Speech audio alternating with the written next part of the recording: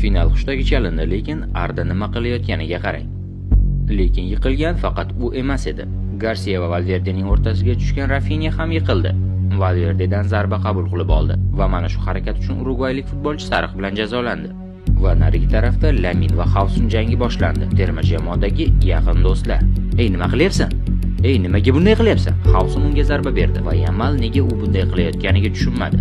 O'yin yakuniga yetishi bilan tribunadagi Madrid muxlislariga qarata mana bu uyatsiz qiliqni amalga oshirayotgan Kubarsi jamoasiga odobsizlik ko'rsatgan futbolchilarga chempionlik yo'lagini ochib bermoqchi emas, hammani o'z yoniga chaqiryapti kapitan.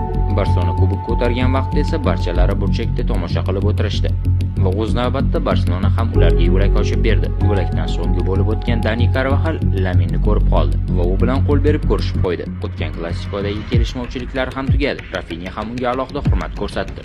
Barselonaning bayrami nafaqat maydonda, balkim kiyim almashtirish xonasida ham davom etdi. Laminning qiliqlari va TikTokdagi raqslar bilan. Mana bu Carreras bilan bo'lgan vaziyat esa endi uning tushlariga kirib chiqishi aniq va eski qadrdonlar Araujo va Vini